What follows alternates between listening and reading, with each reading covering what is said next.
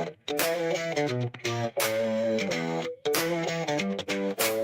they're selling stories like beachside snacks, wrapped in lies, but we got the facts. They're dropping spins, but we're dropping the mic. Westward's here, better get it right. Westward we rise, yeah, we're taking the crown. Truth's on the move, lies are going down. The beach is ours, the rebels unite. Westward independent, fighting the good fight. Oh, look, another headline twist. They're bending the truth like it's yoga class bliss. We're out here digging while they play pretend. Journalism's alive, yeah, the real kind, my friend. They surf the trends, we ride the wave. Westward's here and we misbehave. Westward we rise, yeah, we're taking the crown. Truth's on the move, lies are going down. The beach is ours, the rebels unite. Westward independent, fighting the good fight.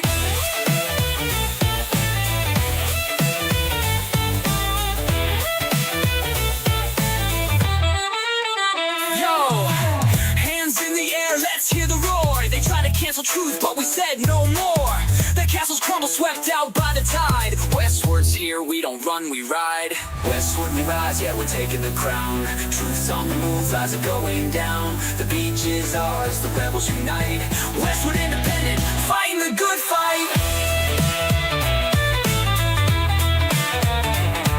Yo, hands in the air, let's hear the roar. They try to cancel truth, but we said no more. The castles crumble, swept out by the tide. Westward's here, we don't run, we ride. Westward we rise, yeah, we're taking the crown. Truth's on the move, lies are going down. The beach is ours, the rebels unite. Westward independent, fighting the good fight.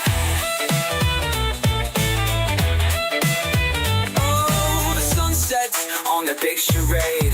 Westward's anthem, truth never fades.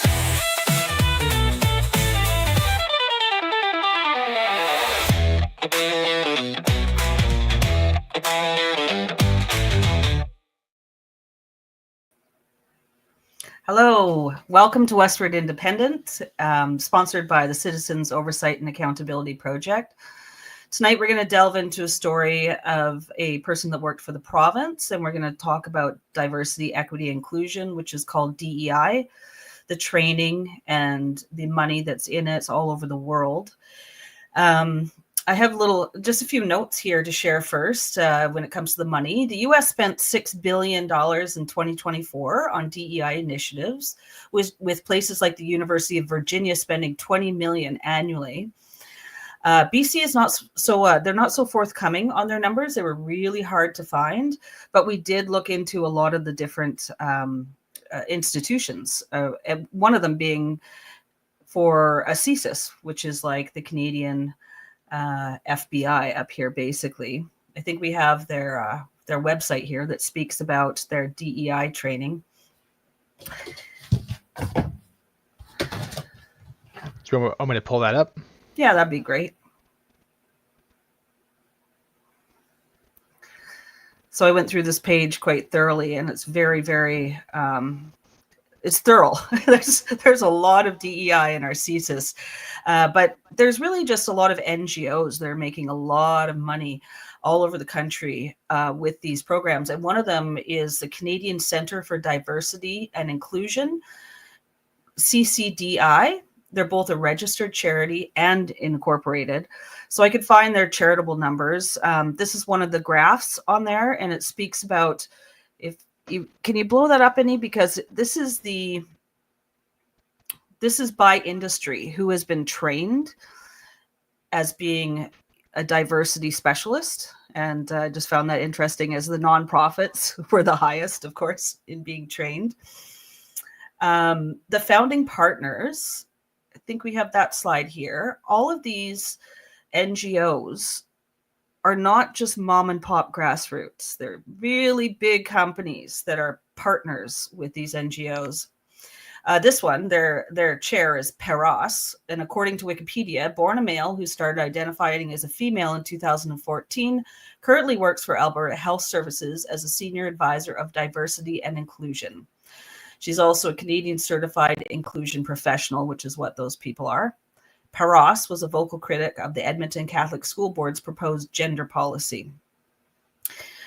In the annual report on the operations of Canadian multiculturalism 2022 to 2023, it states our government's budget in 2022 provided $85 million to renew Canada's anti-racism strategy and develop an action plan for combating hate. Moreover, additionally, investment was included in Budget 2023, which provided $25.4 million over 5 years to continue to support Canada's anti-racism strategy and fight all forms of racism, including but not limited to anti-Indigenous racism, anti-Black, anti-Asian, anti-Semitism, and anti-Islamophobia. The British Columbia, so we have that top down. Now we have in British Columbia, the BC Public Service. They offer a comprehensive suite of equity, diversity, and inclusion training programs that you can be part of. They have a learning center. The BC Public Service Learning Center provides a variety of courses focusing on reconciliation, equity, diversity, and inclusion. And all the employees, they can just access that through the Learning Hub, which we'll learn about later. And they have a Where We All Belong strategy. It's a 3-year EDI strategy aimed at ensuring the BC Public Service is represented of the 2S LGBTQ community. They have supporting transgender and gender diverse employees. They have a whole guide for supervisors, employees to look up. They have Indigenous relations behavioral competencies, diversity and inclusion essential training, which they launched in 2020. So we've found it all over Canada. British Columbia, there's other places that are slowing down, but British Columbia is actually ramping up their DEI programs.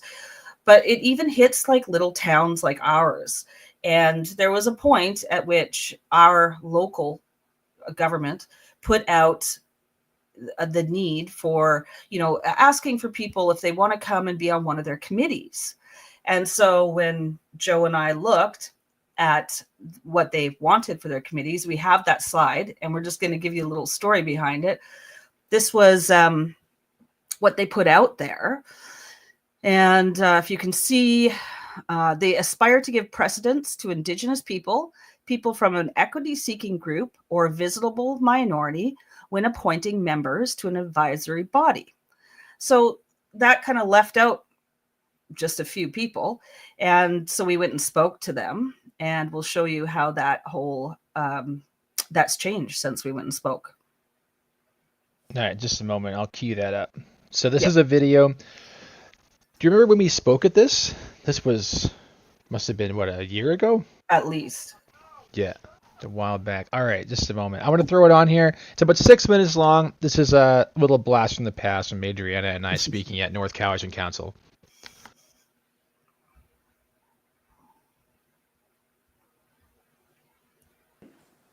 Thank you. So yes, Joseph Enslow. I live on Lane Road, and I'm here on behalf of COAP, which is coap.ca, which is a citizen-led initiative in North Cowichan. So I'm speaking today on item 10.4. It's the gender-neutral language and pronouns policy. I have a few concerns which are mirrored by many residents throughout North Cowichan. Topics such as racism, sexism, discrimination, these are big words.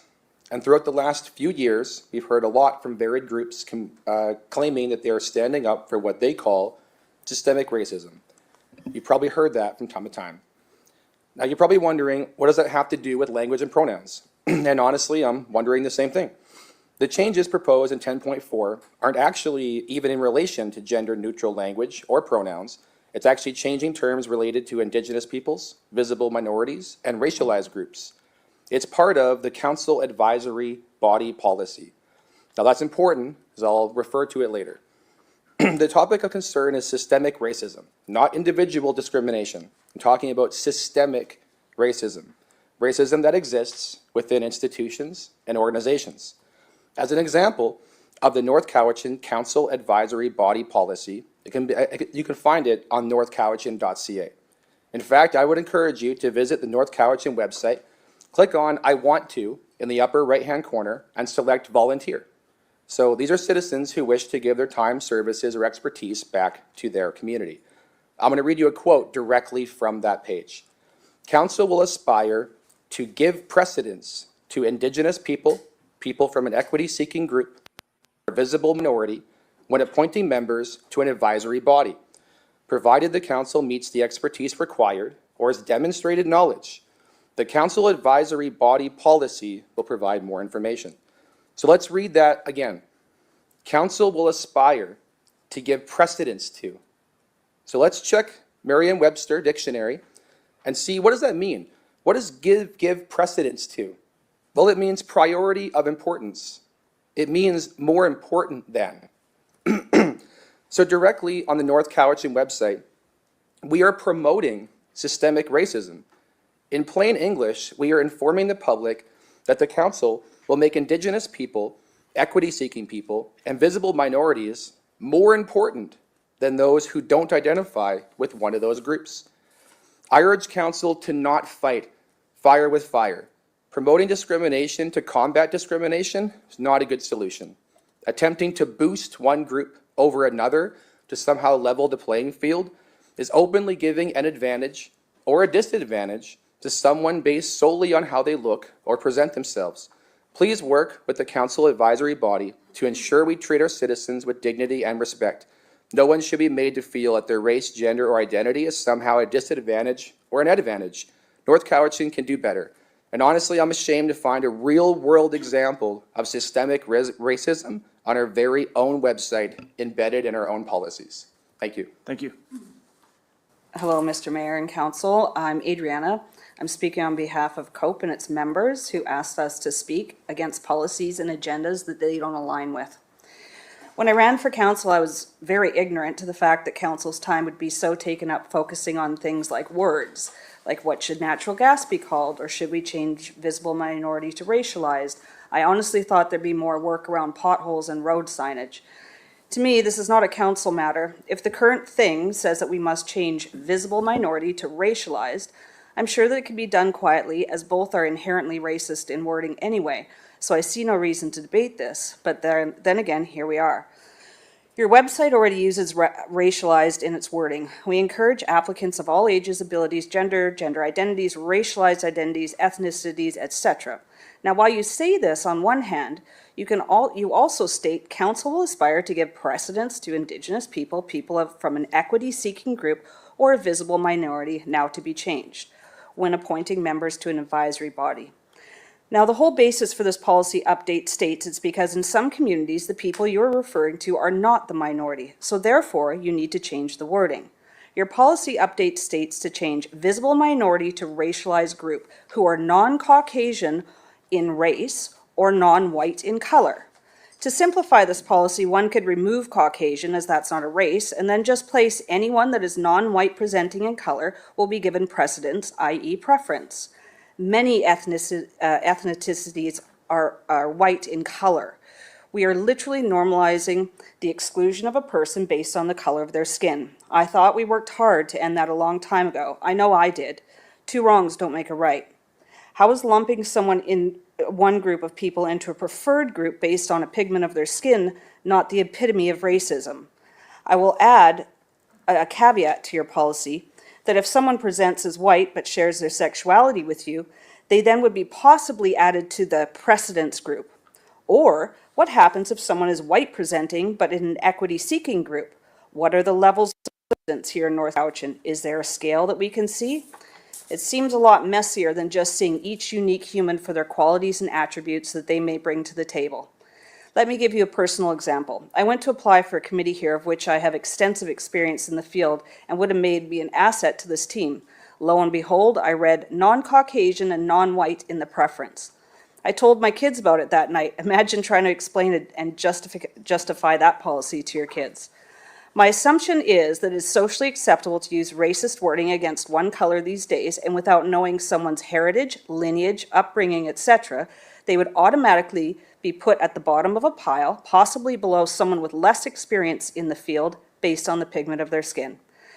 Didn't a great man once say, "I look to a day when people will not be judged by the color of their skin, but by the content of their character"? Not only are we against the change, we're against the wording as a whole. Thank you. Thank you. As somebody that's lived in the Cowichan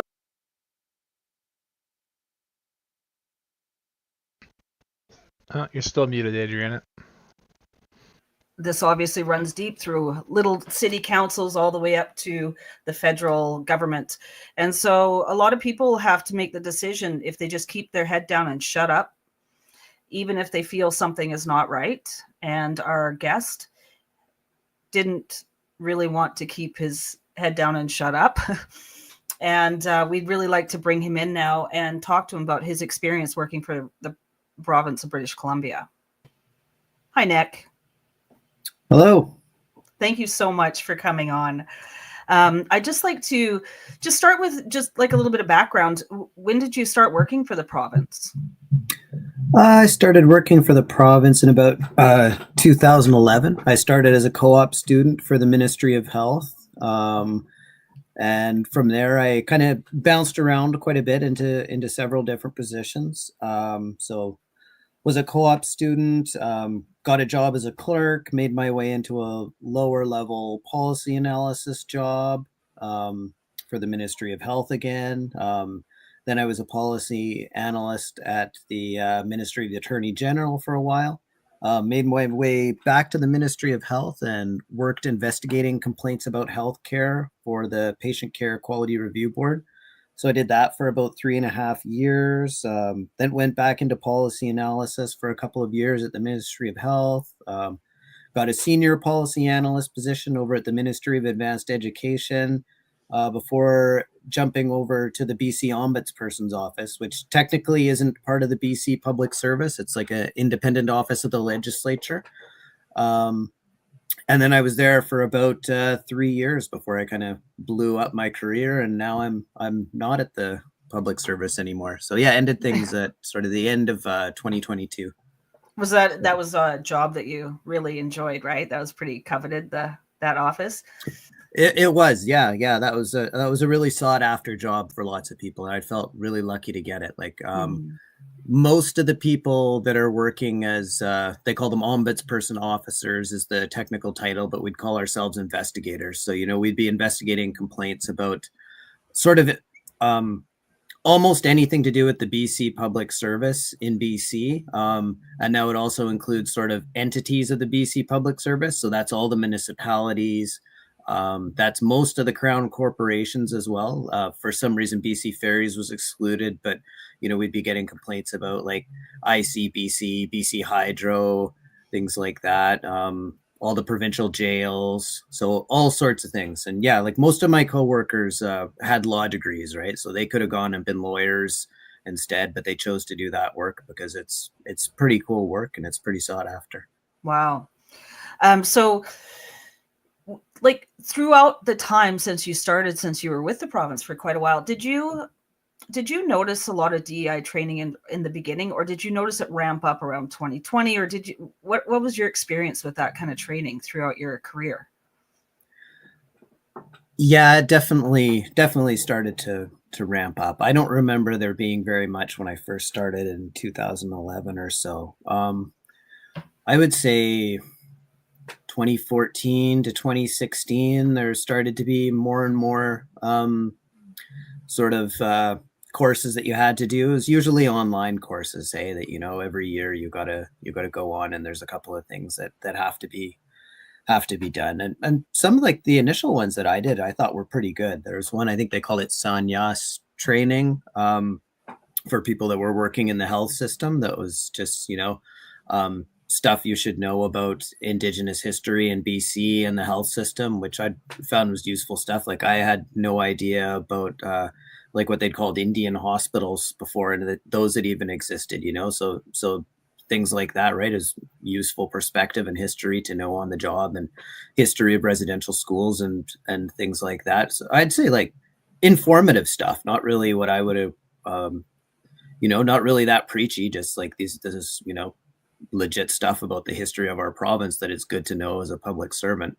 But it kind of, it started to get more and more ideological for sure. And I mean, when we got into COVID, I think maybe we had too much time to ourselves, but things started to get crazier. And I mean, after George Floyd, definitely more so. I mean, once the NDP got in, definitely that was another watershed as well. Mm-hmm. Mm-hmm. So you were starting to slowly ramp up these courses. They were slowly happening a little bit more and more and more. And there's two that specifically that we'll talk about tonight, because they were the ones that really seemed to change the course of your life anyway. And one of them was one of the DEI courses was over Zoom, and it was a person that was presenting regarding LGBTQ talking points, how to address LGBTQ, and just off of their website, it's interesting because they actually bill by the hour to anyone else, but if they are if they're charging parliamentarian or ombudsperson services, they bill by the day. And they also say there's $100 surcharge per incident if people say intentionally transphobic things during the session. So that's kind of a, like, who knows what they can say is intentional or not. So can you just tell me, like, was this a mandatory Zoom, or do you guys just get sent these and you can do them or not do them? So that was part of what the Ombudsperson office would do. Every year they would have sort of a couple of days for training. And my understanding is before it would be a lot more focused on, like, here's investigative techniques, you know, here's great resources and ways to analyze law and look through legislative records, or, you know, how to have tough phone calls with people that might be traumatized, because you often have to deal with people that are very upset from something horrible they've dealt with from the government, right? So every year there'd be a couple of days when everybody in the office would mostly do that. You know, it'd be a skeleton crew that was working on complaints and answering the phones, and people are focusing on training. But the 2 years that it happened when I was there, it was pretty much everything was DEI, social justice related. My impression was that it was mandatory. It was, you know, everybody's going to this thing. When I sort of got in trouble for my behavior during that session, I was, you know, mentioned that I didn't think it was very fair to, you know, for a mandatory session to have to sit there and keep your mouth shut while somebody preaches at you. And I was told, well, it's not mandatory. It's just highly expected that everyone would want to attend this, right? Yeah, I heard some of those words when you were being disciplined, which we'll get to later. There was never a you have to. It was interesting, the wording they kind of put in there, that just, well, it's expected, basically. If you care about your career, you have to. Is yeah, exactly, you know what it is. And I mean, I did listen to the whole hour of this presentation, and I guess all I can say is, like you said, a lot of people there are lawyers. Like, you're speaking to people with education. They work for the government, and it felt like this person was trying to just change the way you, like, reality in a way, is what it felt like to me. And these are very educated people that this person is speaking to. So I couldn't imagine myself being there, and I'm not, you know, as highly educated as some of these lawyers that worked in your office. We did clip out some. I'm not sure if we'll show them all, but we did clip out a few different sections of it, just so people could understand what our, you know, well-paid, educated provincial workers are made to listen to and take. So I don't know, Joe, if you can throw up some, we'll listen to a few, and if it goes on a bit, we'll take them off. We just clipped a few different parts out of it so people can understand what's being presented. There are actually male and female people. Trans people don't misunderstand biology. This is the category of sex. Sex is what's happening in your body only, and it describes a very delicate balance of anatomy, of hormone production and sensitivity, and chromosomes. And if one of those is expressed in a way we were not expecting, we have people whose bodies exhibit some of the fantastic variety of the human condition. We call these folks intersex. This is the I in the queer alphabet that you've gone over the acronym, right? We know about lesbian, gay, bisexual, transgender, transsexual, intersex, queer, questioning, asexual, allies. We've been putting the two S at the end quite wrongly in this failed model when we just discover new groups that we're going to support and tack them on the end. We should put two-spirit focus first, because they were here first. And if you've got an acronym that doesn't involve the T, if it's just an LGB group, these folks often speak to Parliament. They're intentionally excluding the T. That's a hate group. That's not properly in the Pride rainbow. But intersex folks are this I here. We used to call intersex people hermaphrodites. Don't use that word. That's offensive now. They're organizing as intersex folks.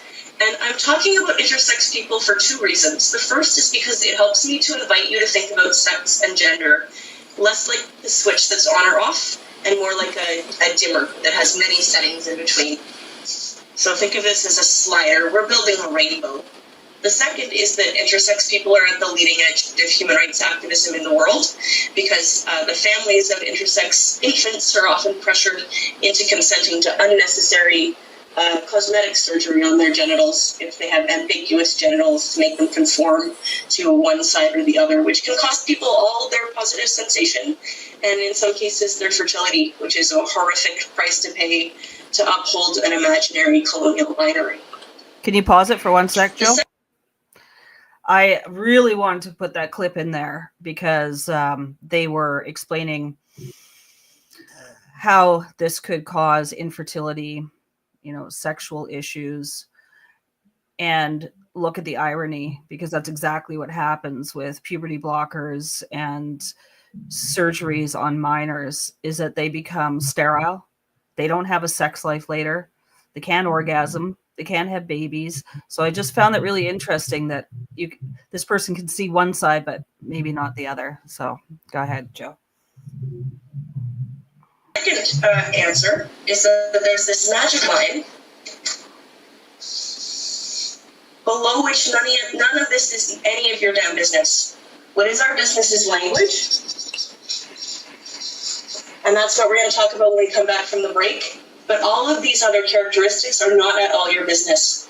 And I say this with some conviction because trans people are often asked to explain ourselves in intimate and excruciating personal detail. People ask us about our genitals all day long, every day. If people haven't asked you what shape your genitals are today, this is part of your privilege of being cisgender. But if you wouldn't ask your grandmother, Nana, what shape is your vulva? Do you still have a uterus? What are your sex plans? Then don't ask a random trans person. I ran this workshop at a human rights conference in Ottawa. Everyone there was a member of an equity-seeking group, and the trans woman in my workshop said, I have had 5 offensive questions about my sex life and my body this morning. It was 8:30 in the morning. Someone's gender identity is not your business. If it's a close friend who's telling you about their gender journey and wants to come out to you, awesome. Be very careful and secret with that information, because disclosing it will expose them to danger. We shouldn't comment about people's gender expression, and we shouldn't ask them about their sexual orientation. This is also important for asexual folks. That's this A, abbreviated as ACE. This is a sexual orientation characterized by people not being motivated by the drive to have sex with other people. They can't have sex with themselves. They have fantastic snuggle parties. They can be satisfied parents and do all the things that your parents might hope for you, but they're not motivated by having sex with other people. And when we sexualize the workplace by saying that celebrity is hot, it implies that you would like to have sex with that celebrity. You've suddenly just alienated all your ACE staff. So don't do that. This is romantic attraction.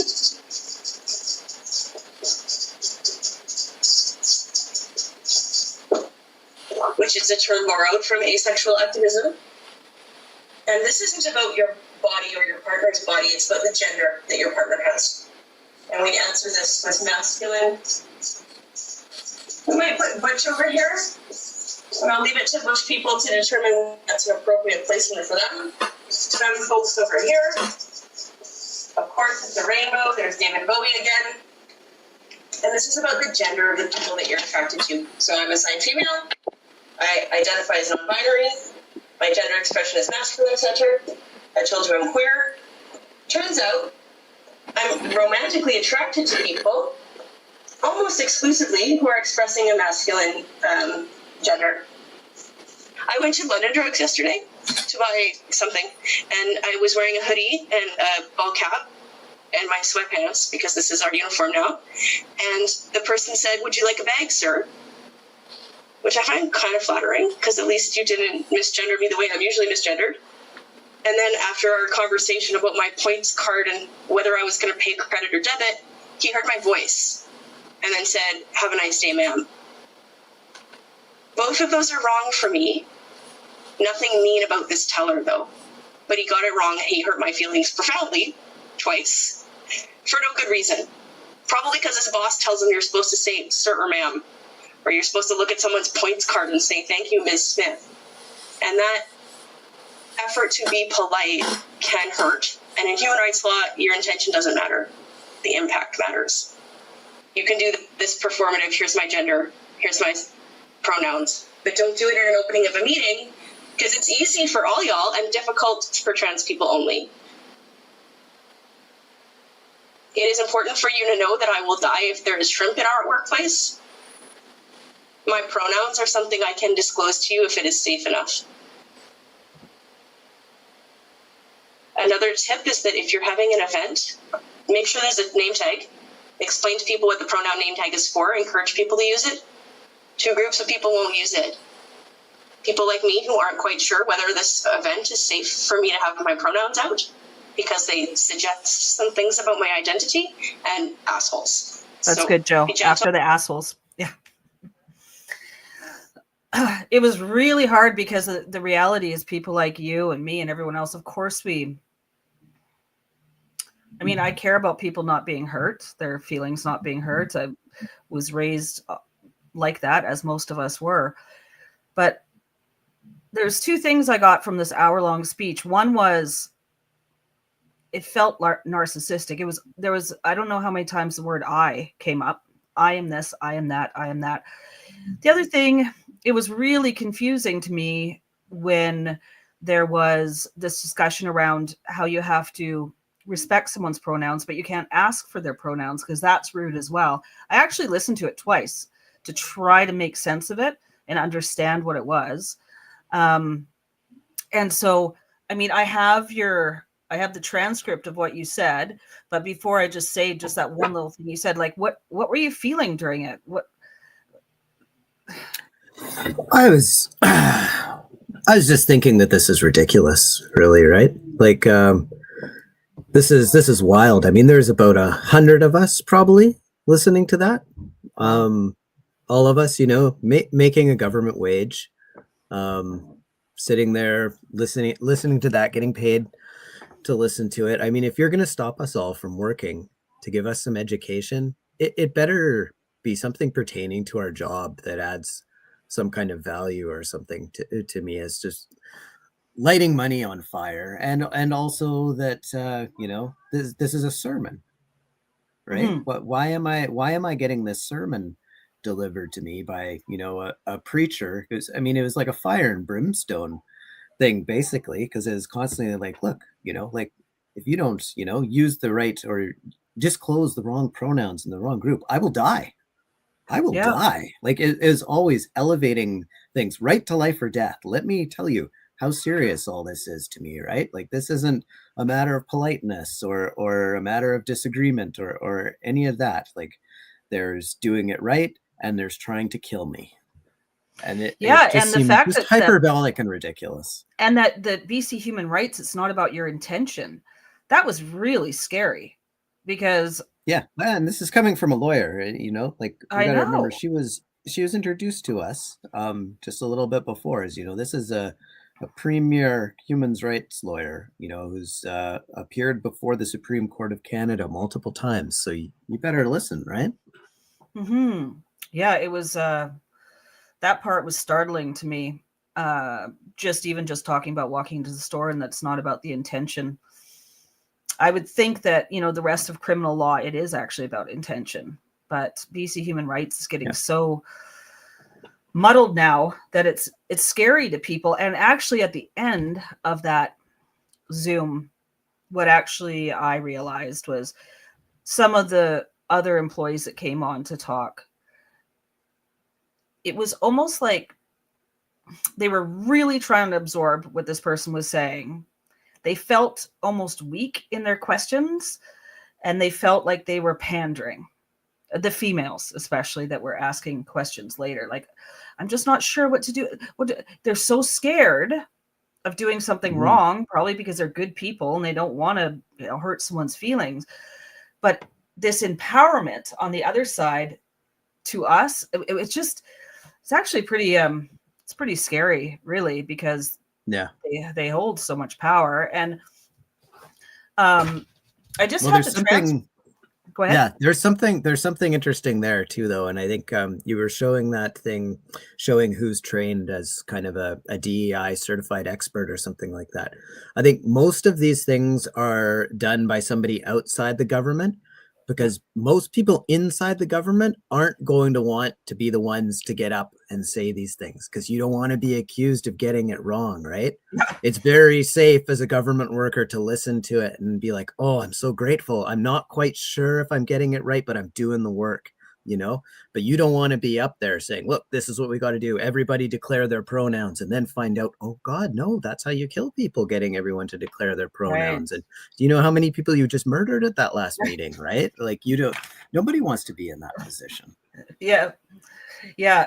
I think my assumption is that 98% of people just shut up and keep their head down. There's a lot of people that are scared of saying the things wrong, and it's all comes from the goodness of their heart.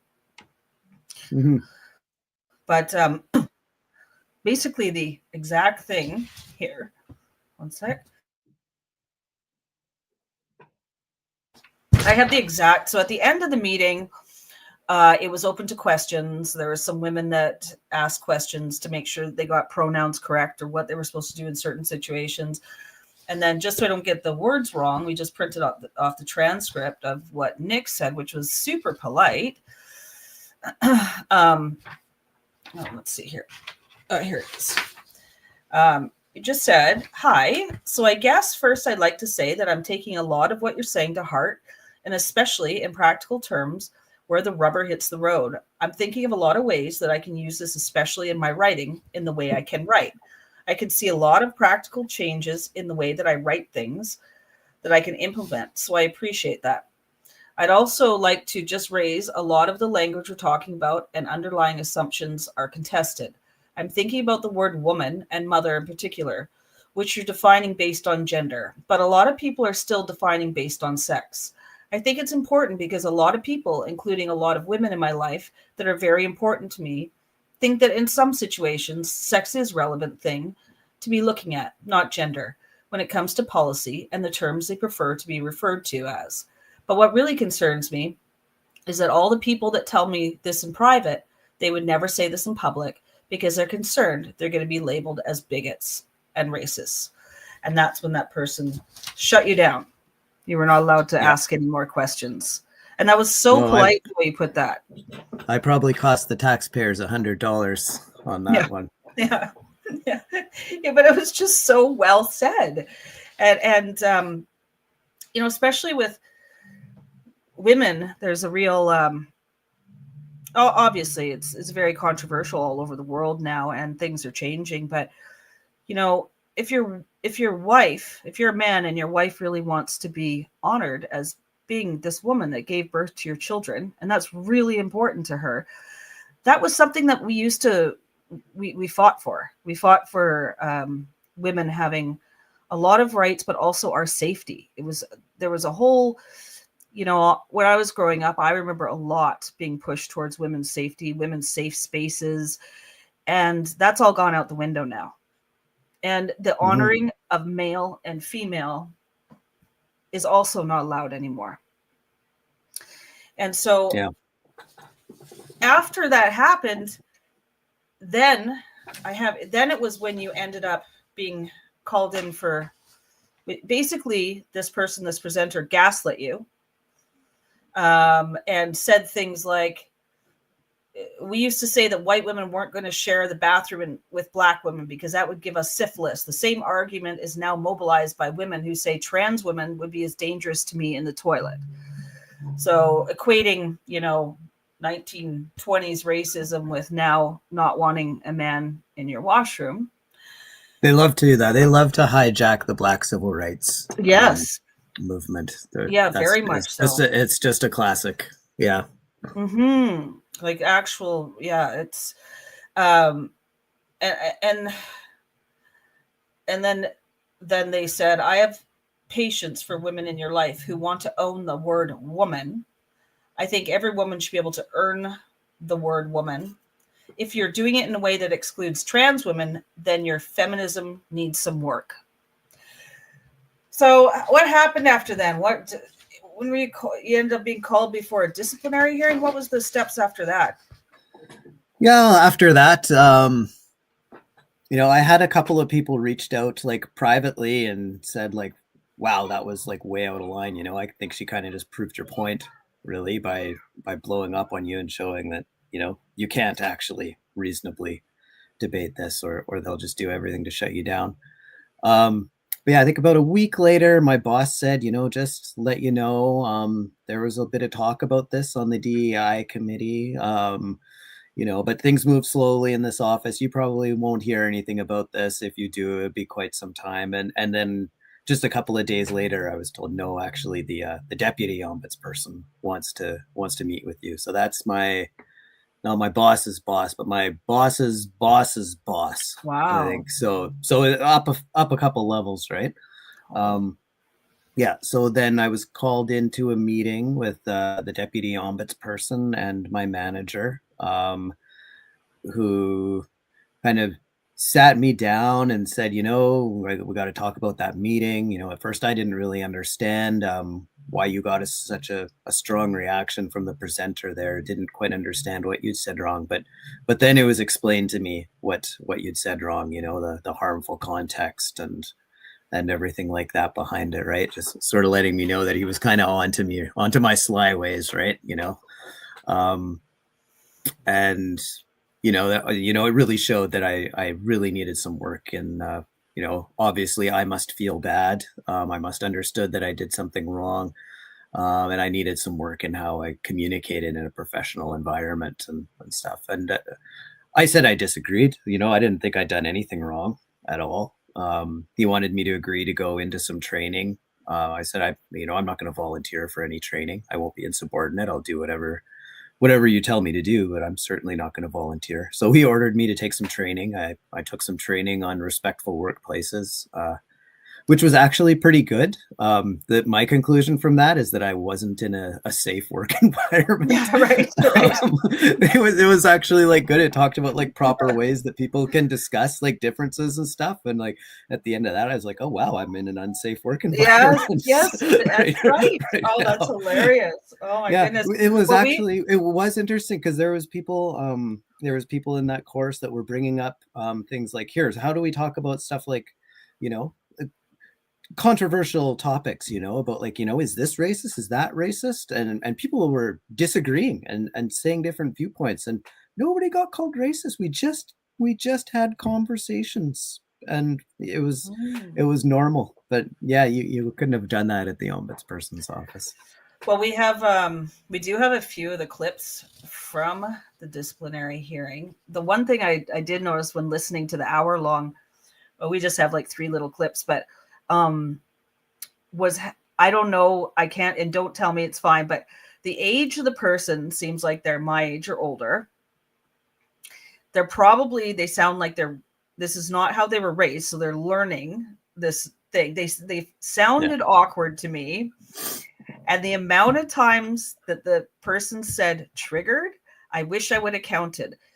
It was, well, you might be triggering someone. Trigger.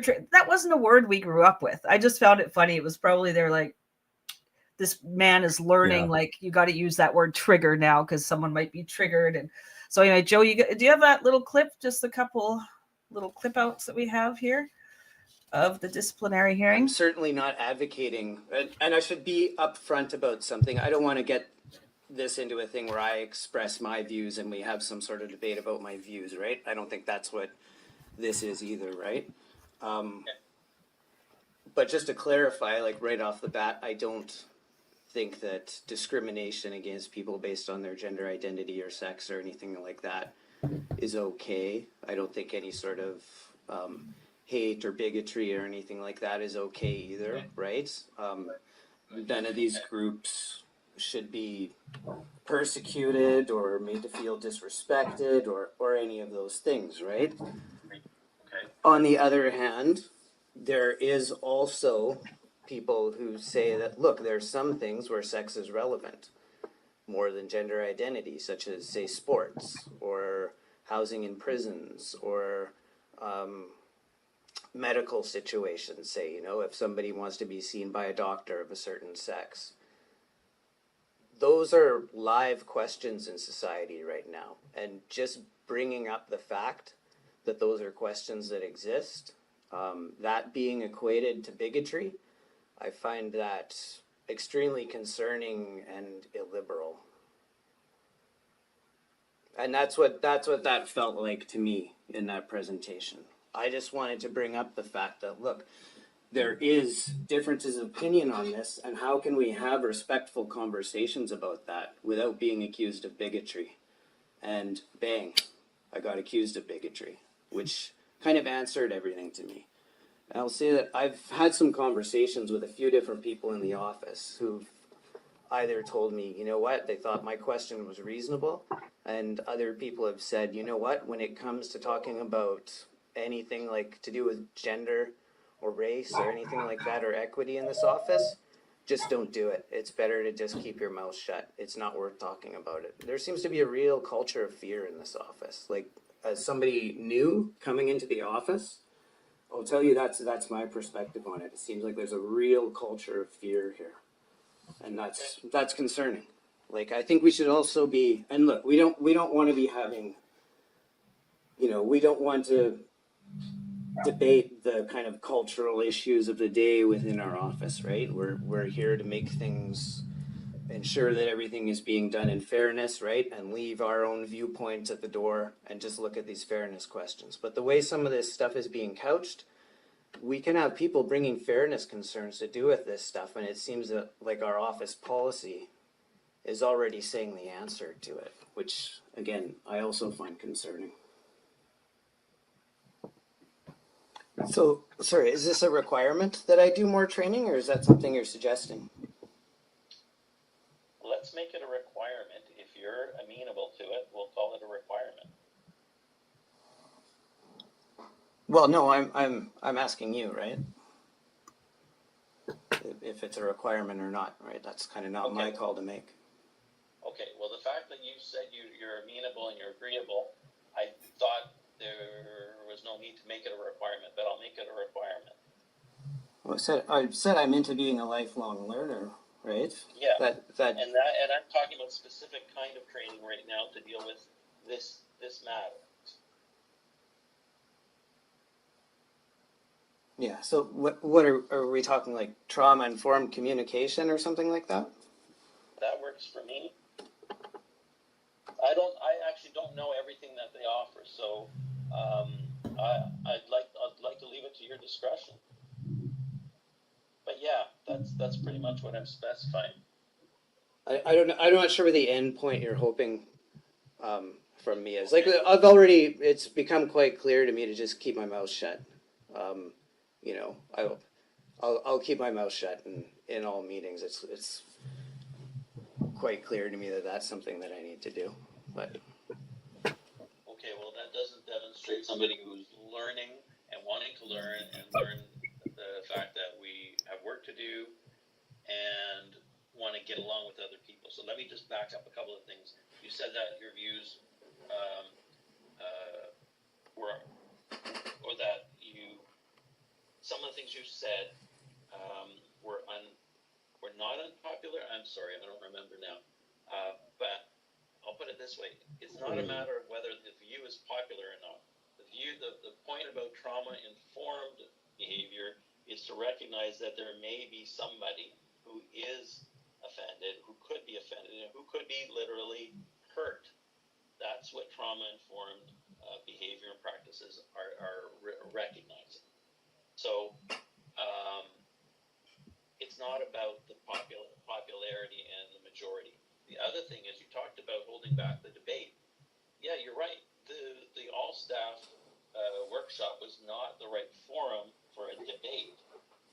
And I agree with you. That wasn't the right question to be posing, to have a debate about that in that forum. And so I think you're getting part of what I'm saying, which is you have to pick and choose what you're saying, when you say it, and what you're talking about. And it's not a matter of keeping your mouth shut, don't say anything. You'll never get hurt, because you never know. Part of your work, if you're not sensitive to the potential to offend, hurt other people, then you're essentially running the risk in writing a letter or an email to whoever. Like, you may not be talking, but you could conceivably create more problems for yourself if you're not sensitive to the fact that you have to be sensitive.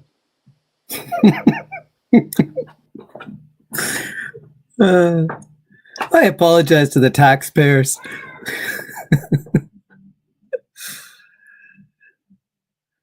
You're muted still. I could just tell it didn't come naturally, It was just it was so, oh my gosh. But you could hurt I feel really bad for the taxpayers. They're thinking, like, this is where my money goes. Oh my God. Well, these are the high level discussions that we're having. This is where we're focusing the public's resources. One of our most important offices, really, in my opinion, the ombudsperson's office is like, well, it's paralyzing itself, right? As you can tell, how he seems almost paralyzed in that, because he doesn't even know what to do, right? Is what comes. He knows he has to do something. He doesn't even really know what he's doing something about.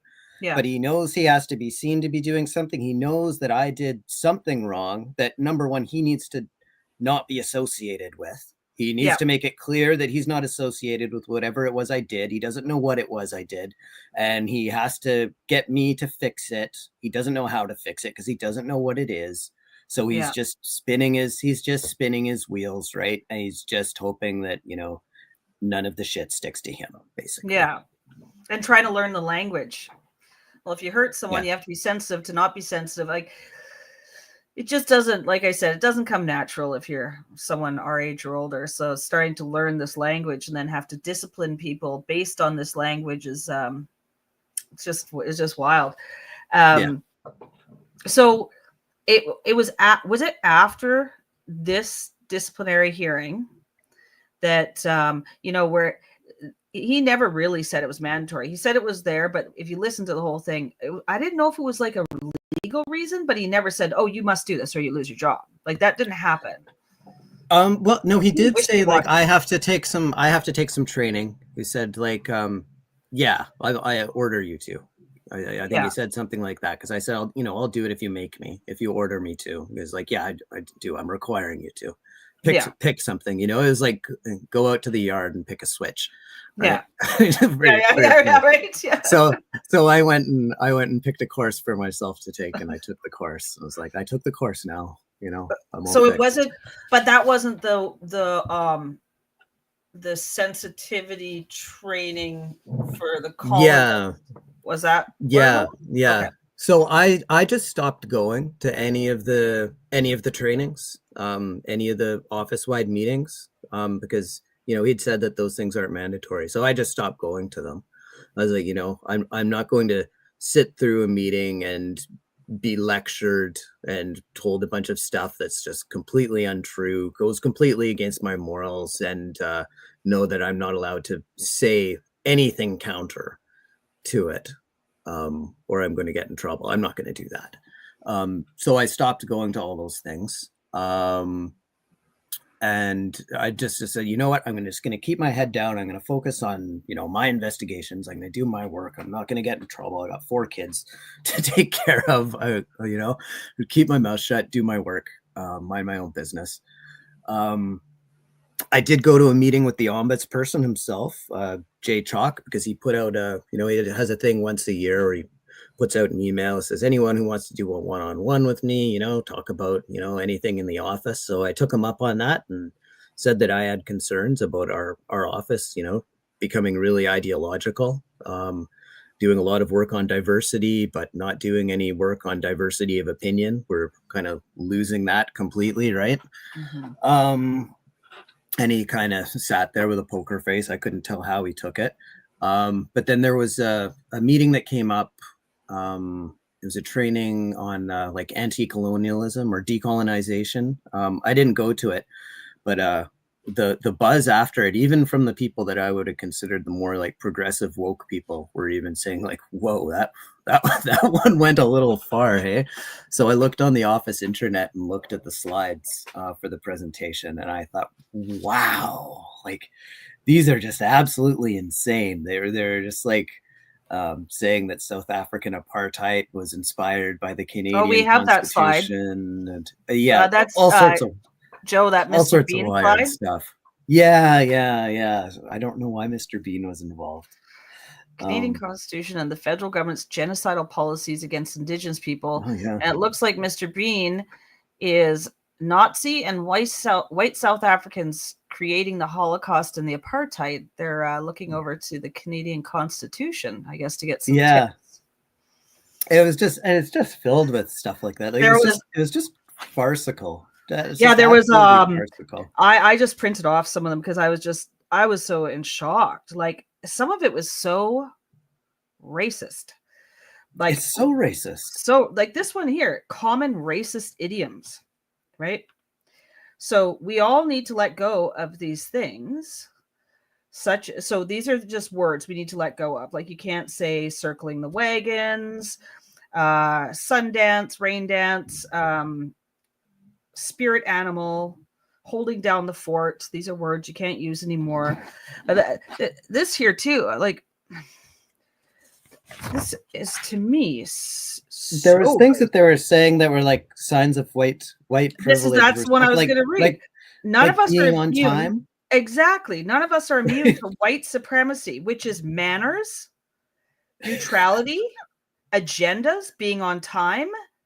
Like that's so racist.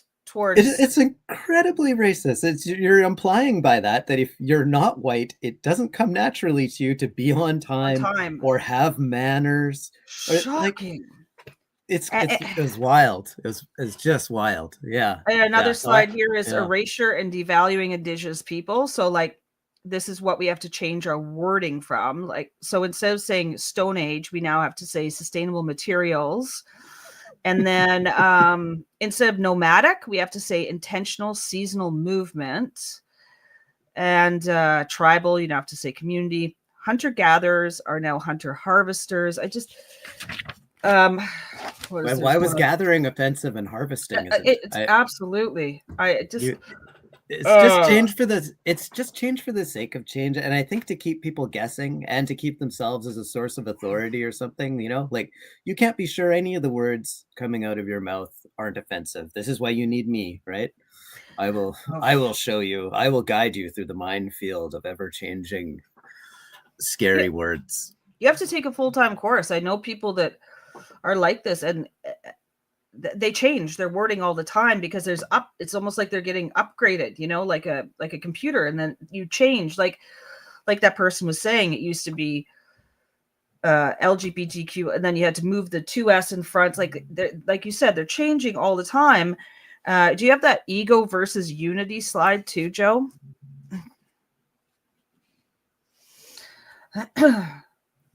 So this is this is also I think it's totally racist. This is the noble savage thing, right? This is like Indigenous people are like these like simplified childlike one with the land, like Ewok. Like it's ridiculous. We're all human beings. That's what can you say? I don't know. It's just wild. Well, I actually think it's extremely racist for these.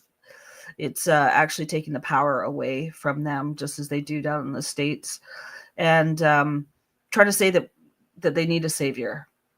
That they're not equal. Of course, they're equal, and people are, you know, it's a lot of liberal white women that push a lot of this stuff, you know, and it's kind of like in the States. My family lives down there, and the consensus around a lot of the Black people is they're actually insulted by the fact that these liberal white women think that they have to be their saviors, that they don't have enough power themselves. It's really actually it's hard to explain, but I find it elitist and racist, and demeaning to other people. Yeah. You know, so basically after that, you saw this, you didn't take it, but then what happened then? Like, you're already kind of on the bad list. I rage leaked it. The presentation, basically. I saw that immediately. I was like, the thing too that bugged me too is, you know, that I'd met with the ombudsperson. He'd sort of nodded along to my concerns, and then I saw that it was like, oh, you're paying money for something like this. Like, I took it as a middle finger, right? It's like, absolutely, we're not listening to anything you said. You know, we're going 100% down this ideological rabbit hole, right? This place is just going to get more and more crazy. You thought it was crazy before, like, it's going to get more and more crazy. We're just going to keep wasting taxpayers' money on this garbage.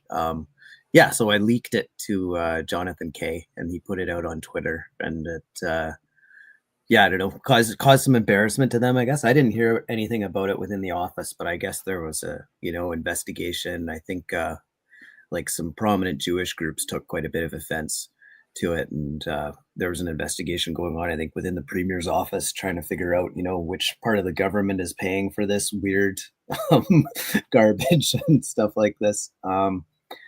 And then a couple months later, I came into work and was told, we're placing you on administrative leave, and we're investigating you because we think that you leaked this document. And I took about 2 weeks to sort of consider my options, and I thought the best option was to just resign from the public service and move on. And I mean, wasn't an organization I wanted to be part of at that point anyways, you know? But what a big step, because people that go into these jobs, they do it for life and for the retirement. And, you know, like, most people are lifers, kind of like BC Ferries, you know, like, they're lifers. They know they got a great pension and stuff. So that must have been super scary to, like, it was it's terrifying and everything. Yeah, no, it was terrifying. But, you know, like, I saw my options really were to you know, try to lie and say, no, it wasn't me, and hope that they didn't have any proof. Maybe they didn't have any proof. Maybe they just did it because, you know, if anybody leaked it, it would have been Nick, right? So I could have tried lying, but that wouldn't have sat well with me either. Or I could have said, oh yeah, I did it, but I'm so sorry. You know, please, maybe I can take a few more courses to try to fix me. That one wasn't quite enough. I wasn't quite fixed, I guess. You know, and I wasn't sorry at all. So I wasn't gonna do that either. You know, or I could have dragged out the investigation as long as possible. I was on leave with pay, so I could have tried to drag out the investigation a long time and got money, and maybe hope to, you know, maybe get fired with some severance or something like that, or have some sort of a lawsuit. But I didn't want to do that either. Like, it's taxpayers' money. All that stuff is taxpayers' money. Like, I like to work for the money that I get, so I didn't really want to just sit there getting paid. Like, I think about, you know, people who work at McDonald's and they pay taxes. The BC government takes that, and then are you going to stick it in my pocket? So well, I do absolutely nothing, you know, or give me a settlement out of that person's money. Like, it's not fair. So yeah, I went out into the private sector, though. I was really glad to at the end. It was very scary, but I'm in a much better place now. So this is what always happens. We lose the ethical people, you know, the ethical provincial employee that doesn't want to waste taxpayers' dollars. It always seems, it doesn't matter whether it's RCMP or whoever, the people that stick by their morals and stick by their ethics end up leaving these institutions eventually. I mean, some people it filters them out. It filters them out. It does. But yeah. And I think a problem is that there used to be more places that were more sort of non-ideological within the BC Public Service. The ideology was more centered around the sort of social service aspect ministries, sort of like health or social development or something like that. You know, I think that's always been, or education, right? Ones like that have always been a little more influenced, but sort of the dirt ministries, like environment and forests and stuff like that, much more practical, hands-on stuff. You know, like, are we going to let people cut firewood here or not? Sort of, how do we stop garbage from getting into this stream or whatever? You know, how do we keep these highways fixed? Things like that, right? Like pretty simple stuff. Not simple stuff, but it's not so ideological. But I think the ideology is really starting to creep into everything. I think there's less and less safe places for people to flee to, you know. Mm-hmm.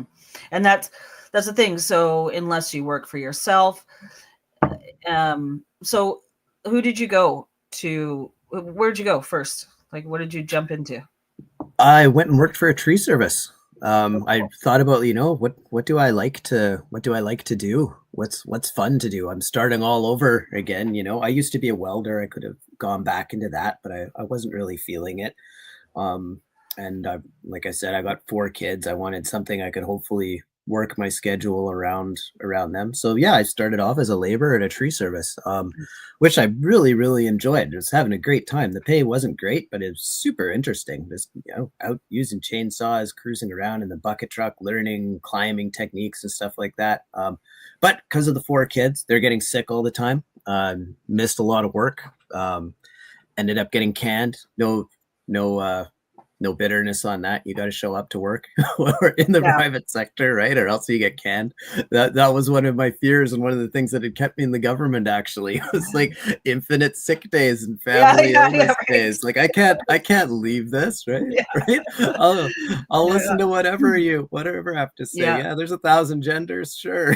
I'm not gonna be there on Friday. You know. So yeah, no, so much.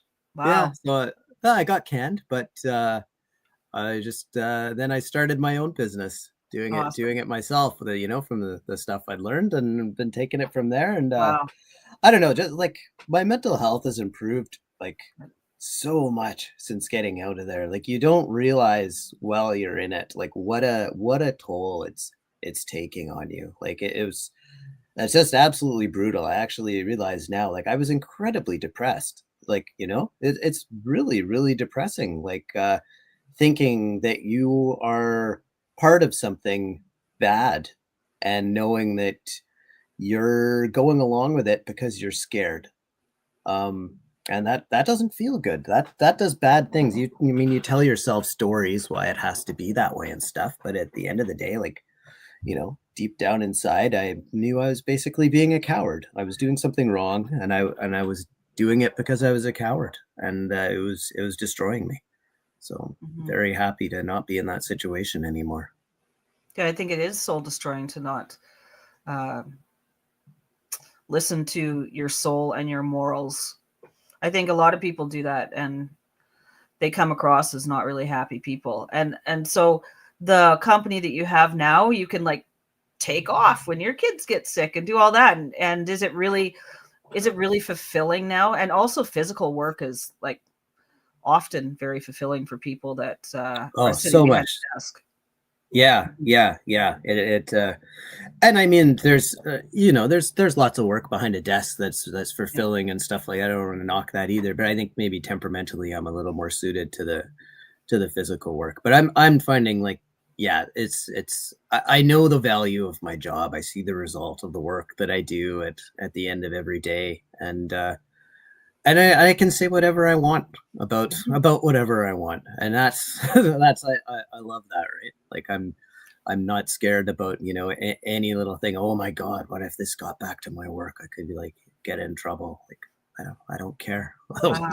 Yeah, so restrictive. So many people are living under those restrictions and the fear and it's just getting, actually at the end of your disciplinary hearing, he said, oh, it's just going to ramp up in British Columbia. And I thought, how can it ramp up any more than it already has? You know, like everywhere else is you know, I actually have, I think, do we have that Guardian article, Joe? If not, it's fine, but it's amazing how many people are pulling out now. We have, Like I mean, companies and oh, stuff. Harley Davidson, John Deere, Walmart, like massive companies. And what used to happen is that they were beholden to this DEI because basically they would be lowered or raised on the scale of stocks, which was, BlackRock and Vanguard and State Street. They were beholden to their DEI programs. And if you didn't meet a DEI program, then you were ranked lower. Actually, at one point, Musk's Tesla was ranked like super low, even though it's electric car below like gas. It all has to do with DEI. It doesn't have to do how sustainable you are or anything else like that. Oh, okay. And so BlackRock started pulling back. Not sure about Vanguard. And these people are getting really sick and tired of it because it was people were boycotting their companies for one, like, the Bud Light boycott. And Harley Davidson, they tried, but they're the manly man's bike, and they reversed. Walmart said that they're not going to be looking to their hiring practices of making sure that they have equal amounts of all these DEI kind of people. And these are massive corporations that are pushing back against the people that own everything, like BlackRock and Vanguard and State Street. So, and then there was this really big study that came out. I just have a synopsis of it. This was from Rutgers University. There's 13 contributors to this paper. None of their last names actually sounded like European by any means that I noticed.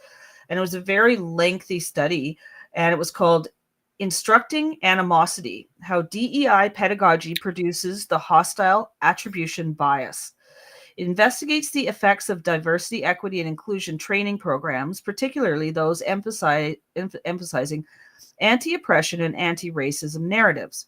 Researchers examined how exposure to DEI materials influenced participants' perception of bias and discrimination. So this was the key findings.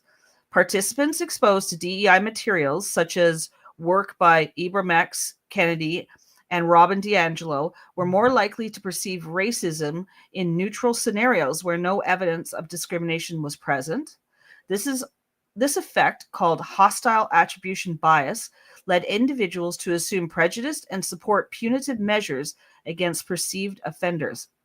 Similar patterns were observed in studies on anti-Islamophobia training and caste sensitivity training, where exposure to DEI content increased suspicion and calls for punitive action, even in situations without clear bias. The study raises concerns that some DEI programs might backfire, fostering division rather than inclusivity and reinforcing authoritarian mindsets that encourage social punishment rather than mutual understanding. In short, while DEI programs aim to reduce discrimination, this research suggests that certain approaches may unintentionally increase hostility and division by making people more likely to assume bias where there was none. And that's what I found. It's none of this should be shocking to us, right? That if we sit somebody down for an hour and emphasize, how different everybody is to each other, well, guess what? Guess what the result is? Do you think people are going to be less hostile to other groups, or are they going to think of themselves more in terms of groups? Like, what's going to happen? None of this should be shocking to us at all. No, and I mean, maybe it's shocking to a younger generation, but it's definitely not shocking to me. I was raised in a pretty yuppie, some of my time, Kitsilano, in this like co-op. There was like a gay couple across the street that like in the co-op, nothing mattered. Like we were out there, everyone was just cool. It was like such a cool time of my life. And programs were all colors. Like it just wasn't. And the more they just ram it down people's throats, what happens is they don't realize they're actually creating. I've never seen people actually say that they were sick of, lesbian, gays, or never ever. But because they're lumped in with some of the radical people, now there's actually pushback against them, and some of them are begging to be taken out of this group. They're like, I'm not part of this group. I just want to live my life like I always have. Or mandating Indigenous a class that you must take in order to graduate in British Columbia has caused a lot of children to be really pissed off about that. And I'm not saying whether it's good or bad, but it's just creating an us and them, and in all areas. And I don't see why they're saying this. If they say, like, and I don't know if this is true at all, but oh, there's more I guess trauma towards some of these groups and more violence or more whatever. I don't know if that's true at all. I've seen some stuff saying that, like, police are reporting that there is more hate incidents happening, like not hate incidents, but hate crimes. So not just, people self-reporting. So which kind of is a little bit suspect, because it seems that more and more things are considered a hate incident now, right? But the police are actually saying that they're seeing rising in incidences of what they consider to be hate crimes. So I think that stuff is ramping up. I think this is why. I mean, it's going to get a lot worse in BC, I think, because of the new Anti-Racism Act that's come in BC, because it's actually it institutionalizes, like legally institutionalizes DEI to be embedded in everything. It's a law basically saying that you've got to embed DEI into all your hiring practices, into all of your programs, into all of your policies. It's got huge amounts of the law laying out that, like, you've got to be doing all these DEI trainings about everything. So it's going to create even more of an industry than there is now, probably, but it's going to be really hard to dig ourselves out of that one, because it's the law of the land now in BC. So unlike the BC Human Rights, which is an independent group, this is actually now, you're saying, embedded in our British Columbia law. It's embedded in British Columbia's law, yeah. So I don't know which organizations have to comply with it now. The core public service definitely does. I'm not sure if the municipalities have to. I think that the health authorities are being brought on maybe at a little bit of a later date. But I think the idea is that eventually it covers everything, right? So it's going to, it'll get down to ridiculous stuff. It's saying that, you've got to make sure that there's no discriminatory or unequitable outcomes in any of your programs. So what that means is, like, let's say I'm giving out business grants for small businesses. Well, I need to collect, I gave out this many grants. How many did I give to Black people? How many to white people? How many to Indigenous people? How many to Two-Spirited people? Does that line up with the makeup of the population in the province? If not, I've got a discriminatory program. So I need to now be tweaking it and be like, okay, this year I've got 4 grants that are just for non-binary people, and this many just for Indo-Canadian people. It gets ridiculous, right? Wow. Yeah, actually, we've taken a gander at the grant pages, and we just don't seem to meet a lot of the requirements. We've looked at a lot for grants. Yeah. Well, you need to start proclaiming something, right? Yeah. I mean, all you got to do is self identity, and this is what everybody's going to eventually have to get grants do. and money, and yeah, exactly. You get grants, so I'm actually not sure if I'm a man or a woman. Yeah, and then you can get that grant. It's fascinating if you're willing to do that, right? But I just morally it's I ponder, and I think about it all the time, because I feel sad. Like, I do really feel it's so divisive. And my kids they're not little, but they're younger. They're still young 17 through 21 kind of ages.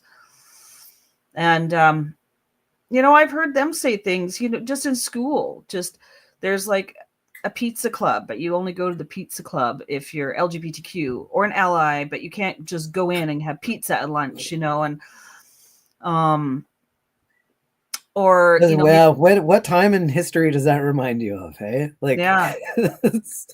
you only eat here if you're this color of skin. It's just absolutely wild that somehow that's become equated with progressiveness. It's just so clearly isn't, right? And it's But how do we dig ourselves out of that? I don't know. I don't know. It's pretty obscure in the fact that actually looking at me, you don't know what my background is, right? Like there's some Métis that are like super, super, super white, and then you don't know. So basically, all you're doing is basing these things on a pigment of skin. And I know that Canada signed on to Agenda 2030 in the UN that have all the DEI programs. I understand that, but I really feel like you said it's either the pushback's either going to get worse, which I really hope doesn't happen. Like I hope violence isn't happening or anything like that, but you're going to get one of the two. Either you calm down on this, the government calms down, or you are going to get people radicalized at some point, which no one wants to see, right? Oh, I think we've definitely already got a lot of people radicalized. I mean, I think this is why, we've got threats from across the border saying we're going to make you the 51st state, and you've got a bunch of people in Canada. They're like, yes, please make us the 51st state. And it's because of crap like this, right? I think people are really like kind of losing hope and feeling like, this is the only way away from that. And I certainly don't, that's not my view, and I don't endorse that view. But I think that's what's driving people to that. They're feeling like, the only way that we're going to escape from that ideology is we need a savior to save us from it, right? Well, exactly. I think a lot of people are craving what at least he's promising or doing, he just stripped all the DEI from the government and the freedom of speech. You don't have tribunals down there where if you misgender someone. And so people they're craving it. But I mean, you should be proud of being Canadian and all the beautiful things that Canada has to offer. But you're right. I think people are just done. Like, it's just, how do you get out of it? How do you even like apply for a job? Like my kid's applying, like I know they have to have so many of this and so many of that, and if you present a certain way then you go to the bottom of the list. And so I don't know what the end result. I just think that here's another thing. I think when you see tides turning, I've noticed this on a lot of different topics, it's when you start seeing people not scared to speak about it anymore. And that's what I'm seeing more and more, is that people aren't scared of being canceled like they were even 2 years ago, Yeah. So that's kind of this, maybe the silver lining anyway. So, I'm just so happy that you got out there. And like you said, that you didn't realize how kind of bummed and depressed you are. And now you just get to be you and get to be home with the kids and have your own business. And I'm so happy for you. It's a really, thank you. It's a really uplifting story, really. Could have sent you to spiraling a different way by losing a job that was it does to some people too. I don't know if your listeners, if they're not familiar with the story of Richard Biltzko in Ontario. I think about him often. I think he was working as a substitute principal, and he got dressed down in a DEI meeting for saying the wrong thing. And the ultimate outcome of it was him committing suicide, right? Yes. And I think I was lucky in a lot of ways. My situation was different. I think my identity wasn't as invested probably in being a public servant. Like, he'd been a lifelong public servant. I think his social circle was, other people in public service, and it was devastating for him, right? He ended up being, called a racist and vilified in front of his colleagues and stuff like that. And it happened right at the end of his career. And it was terrible for him. So I was lucky that I wasn't in that situation. It ended up being like a good thing for me. But for some people, is an absolutely devastating, life-ending thing. Yeah. Yeah, I do remember that story, actually, now that you said that.